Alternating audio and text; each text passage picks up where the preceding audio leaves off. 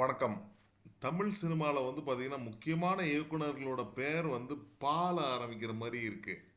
பாலச்சந்தரா இருக்கட்டும், பாரதி ராஜாவா இருக்கட்டும், பாலு மகேந்திராவா இருக்கட்டும், ஏன் அதுக்கப்புறம் வந்த பாலா அவர்களா இருக்கட்டும். எல்லாருமே பால ஆரம்பிக்கிற அந்த பெயர்கள் வந்து மிக முக்கியமான இயக்குனர்களா இருக்காங்க. அதுல குறிப்பா வந்து பாலா வந்து 25 ஆண்டுகள நிறைவு பண்ணியிருக்காரு. எத்தன படங்கள் எடுத்திருக்காருன்னு பார்த்தா 10 படங்கள் கூட எடுக்கல. அப்படிதான் சொல்லணும். அவர் சேது படம் வந்து ஒரு குறிப்பிடத்தக்க ஒரு படமா தமிழ் சினிமால இருக்கு. அதாவது விக்ரம்ங்கிற ஒரு நடிகர் அதுக்கு முன்னாடி மீரா, புதிய மன்னர்கள் நெறைய படங்கள்ல நடிச்சா கூட விக்ரமோட முதல் படம் சேது தான் அப்படின்னு சொல்ற அளவுக்கு அந்த அளவுக்கு அருமையான படமா அது அமைஞ்சது. இன்னும் ஞாபகம் இருக்கு எனக்கு திருநெல்வேலி செல்வம் தியேட்டர்ல ரிலீஸ் ஆச்சு. செகண்ட் ரிலீஸ் அதாவது வேர்ட் ஆஃப் மவுத் பப்ளிசிட்டில ஃபேமஸ் ஆன படம் வந்து சேது. அதுக்கப்புறம் உள்ளத்தை அள்ளித்தா அதெல்லாம் சொல்லலாம். ஸோ அதுக்கப்புறம் வந்து நாங்கள் கல்லூரி காலங்களில் இருக்கும்போது நந்தாங்கிற படம் வந்து சூர்யாங்கிற நடிகரை வேற கட்டத்துக்கு எலிவேட் பண்ணி கொண்டு போச்சுன்னு சொல்லலாம். அந்த அளவுக்கு ஒரு அழுத்தமான நடிப்பு. அதே போல் அதே படத்தில் கருணாஸுங்கிற ஒரு நடிகர் வந்தார் தமிழ் சினிமாவுக்கு. லைலாவும் அருமையான ஒரு ரோல் நடிச்சிருந்தா. குறிப்பாக ராஜ்கிரனுக்கு வந்து ஒரு இன்னும் ஒரு மறுபிறவி கொடுத்தாரு அப்படின்னு சொல்கிற அளவுக்கு ஒரு பெர்ஃபார்மன்ஸ் இருந்தது. அடுத்த நாங்கள் அதே மாதிரி கல்லூரி காலங்களில் இருக்கும்போது தான் பிதாமகன் படம் வந்தது. ஒரு பொங்கலுக்கு இதே மாதிரி ஒரு பொங்கலுக்கு வந்தது. திருமலையும் பிதாமகனும் வந்த ஞாபகம் எனக்கு. ஸோ பிதாமகனில் வந்து சூர்யா அண்ட் விக்ரம் ரெண்டும் நடிச்சிருந்தாங்க. ரெண்டு பேருமே அதுக்கு முந்தின படம் வந்து போலீஸ் படங்கள். அதாவது விக்ரம் வந்து சாமி படமும், சூர்யா வந்து காக்க காக்க படமும் நடிச்சுட்டு இந்த படத்துக்கு வந்தாங்க. முற்றிலும் மாறுபட்ட கதாபாத்திரங்கள். அதுவும் குறிப்பாக சூர்யா வந்து ரொம்ப ஒரு ரிசர்வ்டு கேரக்டர் உள்ள அந்த சூர்யாவை வந்து அந்த அளவுக்கு டாக்கட்டிவா அந்த அளவுக்கு ட்ரெயினில் இது ஏமாற்றி விற்கிறவனா இருக்கட்டும், இல்லை நிறைய லேகியம் விற்கிறவனா அந்த அளவுக்கு பயங்கரமாக பாலா வந்து டிரான்ஸ்ஃபார்ம் பண்ணியிருப்பாரு. அதே போல் லைலா கேரக்டர் வந்து தமிழ் சினிமாவோட ஒரு பெஸ்ட் ஹீரோயின், ஐ மீன் லேடி கேரக்டர்னு நம்ம சொல்லலாம். ஸோ அதுக்கப்புறம் வந்த படங்கள் நான் கடவுளாக இருக்கட்டும், ஆர்யாவை வேற கோணத்தில் ப்ளஸ் அகோரி சார்ந்த விஷயங்களாக இருக்கட்டும், அந்த படத்தில் தான் மொட்ட ராஜேந்திரன் வந்து வந்தார் தமிழ் சினிமாக்கு. அதே மாதிரி சிங்கம் புலியும் அதில் தான் வந்தார். ஸோ அதுக்கப்புறம் அவனிவனில் வந்து விஷால் ஆர்யா திரும்பவும் விஷால் வந்து அந்த கண் இதாகி நடித்தது. பரதேசிங்கிற ஒரு பயங்கர நெகிழ்ச்சியான ஒரு படம். அதாவது அதர்வாவோட வாழ்க்கையில் ஒரு முக்கியமான படம். அந்த படத்துலேயும் வந்து அழுத்தமான காட்சிகள் இருக்கும். குறிப்பாக கிளைமேக்ஸாக நம்ம நெஞ்சை உருக்குற மாதிரி இருக்கும். ஸோ அப்படி பாலா வந்து ஒரு ஒரு சேடிஸ்ட் ஒரு ஒரு டைரக்டர். அவர் வந்து நல்லாவே காமிக்க மாட்டாருன்னு சொன்னால் கூட அவர்கிட்ட இருந்து வர்ற நடிகர்கள் வந்து பட்டத்தீட்டப்பட்டு பெரிய லெவலில் அடுத்தடுத்த படங்களில் பெருசானதை நம்ம பார்த்துருக்கோம்.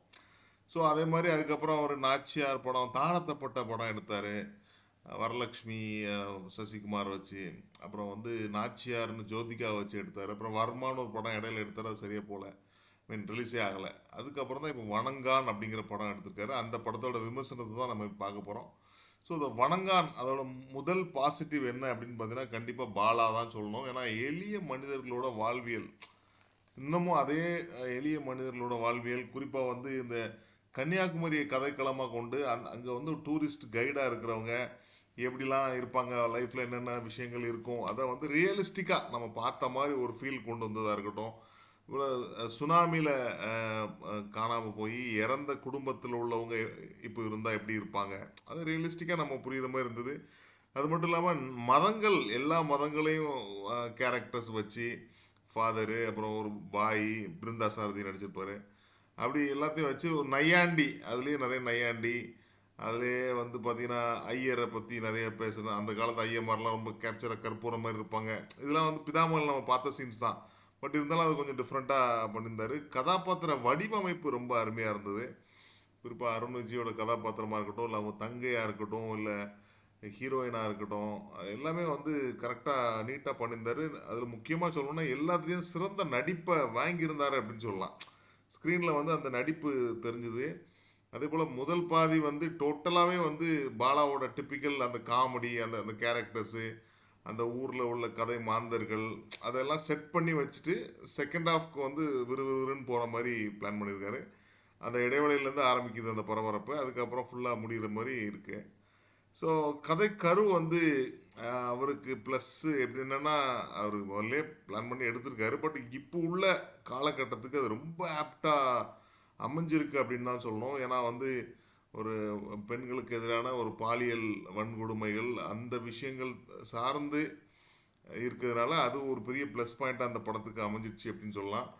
அதுமாரி பாலா படம்னாலே ஃபைட்டு வந்து கொஞ்சம் டிஃப்ரெண்ட்டாக இருக்கும், ரியலிஸ்டிக்காக அடிக்கிற மாதிரி இருக்கும். இந்த படத்துலையும் அது கண்டிப்பாக பார்க்குறோம்.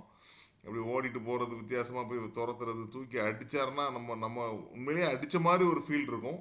அதுவும் இந்த படத்தில் இருக்குது. நான் ஏற்கனவே சொன்ன மாதிரி காமெடி காட்சிகள் நிறைய இடத்துல சிரிக்க வைக்குது.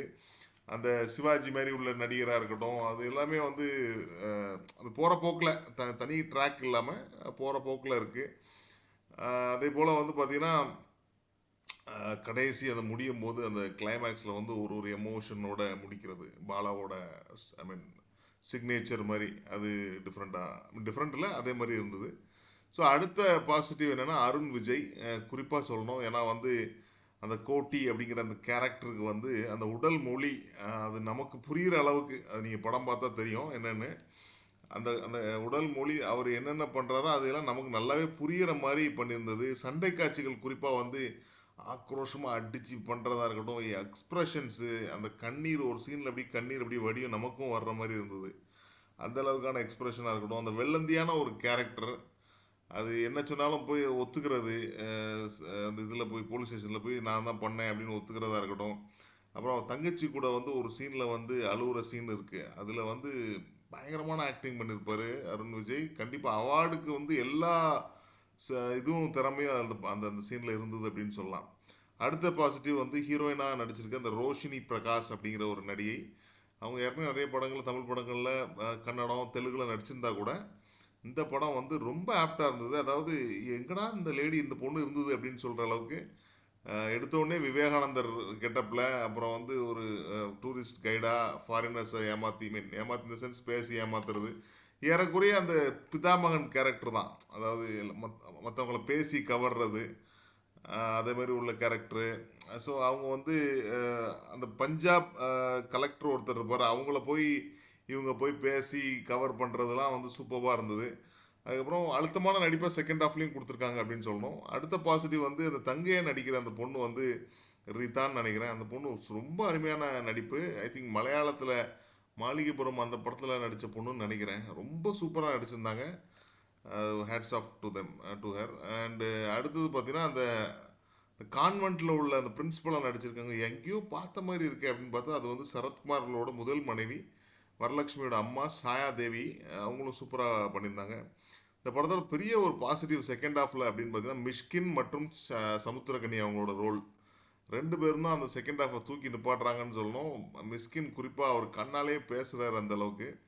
சமுத்திரக்கனிக்கு ஏறக்குறைய அவர் ஒரு 100-150 தடவை நடித்த ரோல் தான், இருந்தாலும் வந்து சூப்பராக அந்த மிடுக்கோட பண்ணி முடிச்சிருக்காரு. இந்த படத்தோட நெகட்டிவ் என்ன அப்படின்னு பார்த்தீங்கன்னா, முதல்ல வந்து படத்துக்கு இசை வந்து இன்னும் பெட்டராக இருந்திருக்கலாம் அப்படின்னு தோணுச்சு. பாலாவோட அந்த வருடல், அந்த அந்த நல்ல நெகிழ்ச்சியான ஒரு இசை வந்து பின்னணி இசையாக இருக்கட்டும், இல்லைன்னா பாடல்களாக இருக்கட்டும், அது இந்த படத்தில் கொஞ்சம் மிஸ் ஆச்சு. ரெண்டாவது வந்து வில்லன் வந்து ஒரு பெரிய வில்லன் இல்லாதது வந்து ஒரு பெரிய ஒரு ஒரு ட்ராபேக்காக இருந்தது. அந்த 2 வில்லன் இறந்துட்டாரு, 3வது வில்லன் ஒருத்தர் இருக்காருன்னு சொல்லி, ஏன்னா அவரையும் சிம்பிளாக முடிச்சுட்டு அதுக்கப்புறம் படத்தில் ஒன்றுமே இல்லை.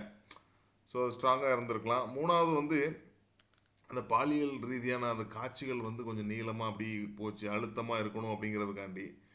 ஆனாலும் வந்து அது நமக்கு பெருசாக ஒன்றலை அப்படின்னு தான் சொல்லணும். இன்னும் வந்து நமக்கு வந்து அது அந்த சீன்ஸ் வந்து அழுத்தம் குறைவாக தான் இருந்துச்சு அப்படின்னு சொல்கிற அளவுக்கு தான் இருந்தது. அதேமாரி பார்த்திங்கன்னா அந்த சோஷியல் மீடியா இருக்கட்டும், இல்லை பெண்களுக்கான எதிரான, குறிப்பாக மாற்றுத்திறனாளிக்கு எதிரான ஒரு வன்கொடுமை, இது எல்லாமே வந்து கரண்ட் ட்ரெண்டில் இருந்தால் கூட அந்த படம் வந்து பல காட்சிகள் வந்து ரொம்ப பழைய, அதே மாதிரி அழுக்கு ட்ரெஸ்ஸு, அதே மாதிரி புரட்டத்தலை, பிதாமகனில் உள்ள நிறைய சீன்ஸை இமிட்டேட் பண்ண மாதிரி இருந்தது. அதெல்லாம் பார்க்கும்போது என்னடா இது பாலா இன்னும் பழைய காலத்துக்கே இன்னும் எடுத்துக்கார, அந்த தண்டனைகள்லாம் வந்து கழுவத்தி இது பண்ணுறது, அதுமாரிலாம் விஷயங்கள்லாம் பார்க்கும்போது இது இன்னும் ஒரு சில விஷயங்கள் அப்டேட் பண்ணியிருக்காரு, சில விஷயங்கள் அப்டேட் பண்ணலையோ அப்படின்னு நமக்கு தோண வைக்குது. ஸோ ஓவரால் அந்த படம் எப்படி இருக்குது அப்படின்னு பார்த்தீங்கன்னா, கண்டிப்பாக பாலாவுக்கு ஒரு ஒரு கம்பேக் தான் என்னை பொறுத்தவரை ரீசெண்ட் டைம் படங்களை கம்பேர் பண்ணும்போது. அதே போல் சூர்யா அந்த படத்தை மிஸ் பண்ணிட்டாரு அப்படின்னு சொல்லலாம். ஏன்னா வந்து அருண் விஜய்க்கு ஒரு அருமையான ஒரு லைஃப் டைம் கேரக்டர் கொடுத்துருக்காரு. ஸோ அந்த வகையில் இந்த படம் வந்து கண்டிப்பாக ஒன் டைம் வாட்சபிள். நன்றி, வணக்கம்.